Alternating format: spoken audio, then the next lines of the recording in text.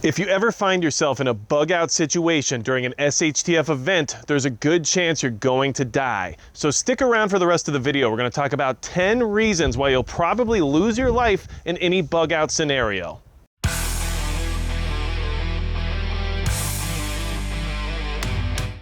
Number 1, exposure. Exposure will decimate you in a survival situation. Most people, especially those who are not prepared, are not familiar with exposure in the sense of what the elements can do to you, both mentally and physically, during any kind of a long-term survival scenario. When it comes to the cold, you have things like hypothermia and frostbite. When it comes to the heat, you have heat exhaustion and heat stroke. There's a lot of ways that the elements can ruin you in any kind of a bug out scenario. And a lot of people are not prepared for how to handle those medical emergencies. So keep in mind that the elements are working against you and that exposure is one of the number 1 risks why you'll die in a bug out situation. Number 2, you're out of shape.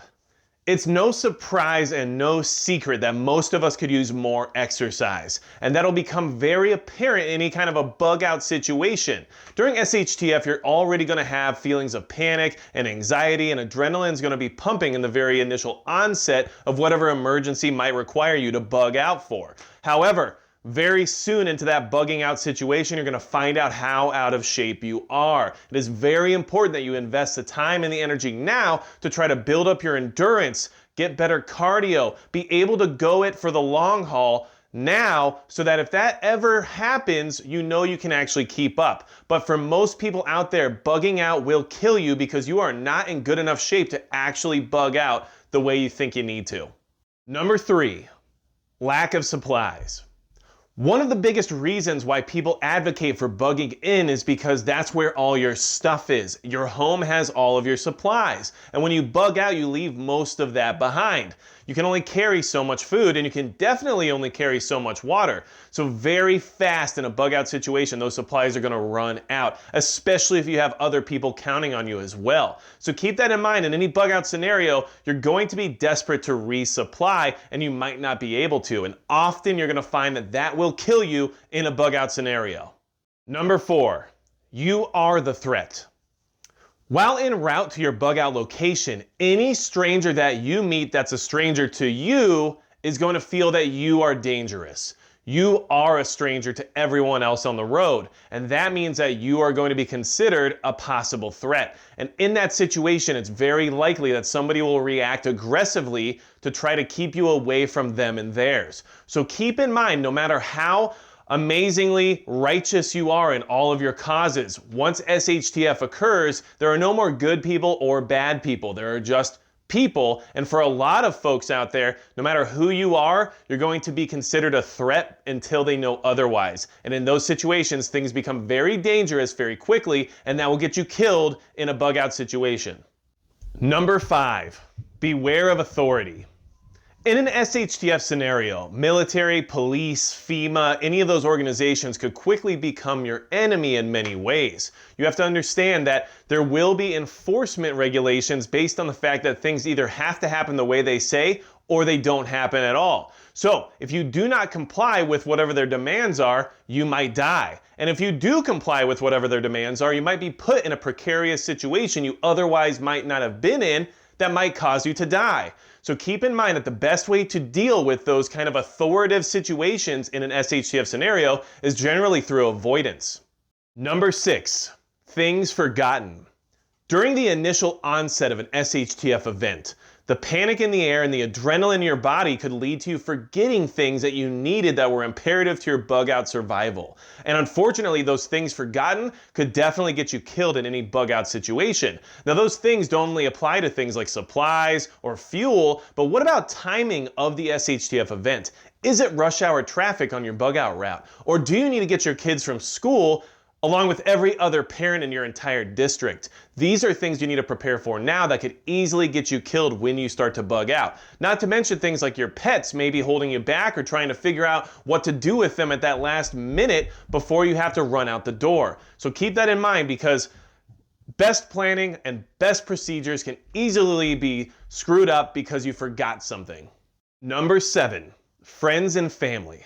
In every group, there is a weak link. And often when we speak of bugging out, we involve friends or family members that are close by because we want to make sure that everybody survives together. However, you must understand now, before that scenario occurs, who that weak link is going to be. And in order to avoid dying in a bug out scenario because of that weak link, you need to plan ahead now and make sure everybody's on the same page with what the plan of action will be during said scenario. Understand that not only will family members possibly drag you down, or maybe friends will even create dangerous situations for you, but they can even be used against you by those who are out on the road who decide they need to use you to get supplies or whatever else they may need. So keep it in mind that during a bug out situation, friends and family can easily get you killed.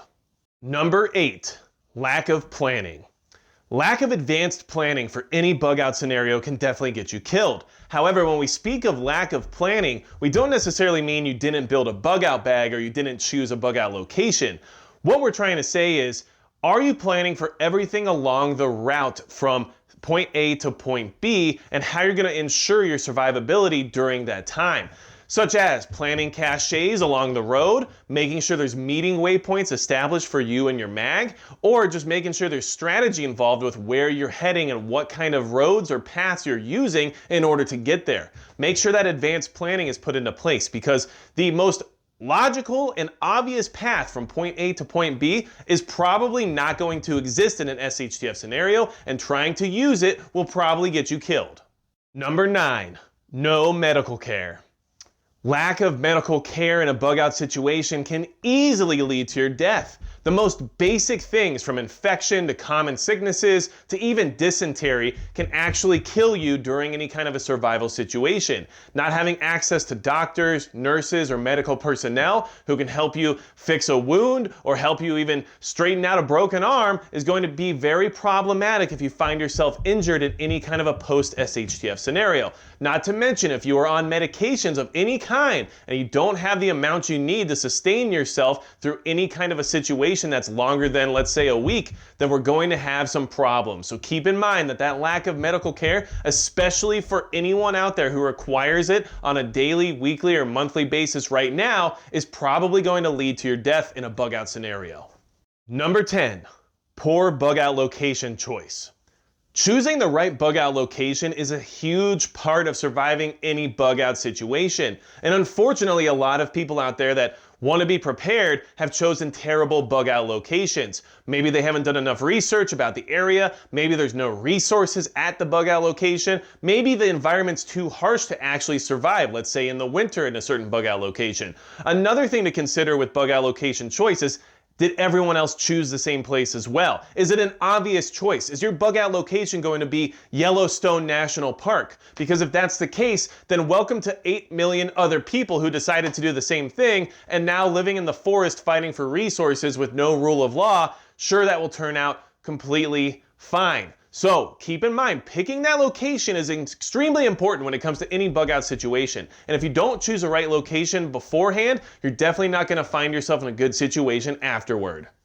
All right, everybody, so that was the 10 reasons why bugging out will get you killed. It's definitely something we all need to consider when it comes to preparedness, and we all know that the best plan is to bug in and that you should only bug out if you need to. Absolutely have to. AKA there's a wildfire right outside your front door or something along those lines. And I still advocate that everybody should have a well-stocked, well-thought-out bug out bag. So make sure that you have one, and make sure if there's anything I missed on the list, you go ahead and send it in the comments below. We want to see what everybody else's thoughts are as why bugging out is a bad idea or why it will get you killed. And if you don't mind supporting the channel, please hit the subscribe button, like, share, all the things that help keep this thing going, because we want to share as much information as we can and get as many more people as prepared as possible. Because the more people who are prepared out there in the world, the less marauders there will be.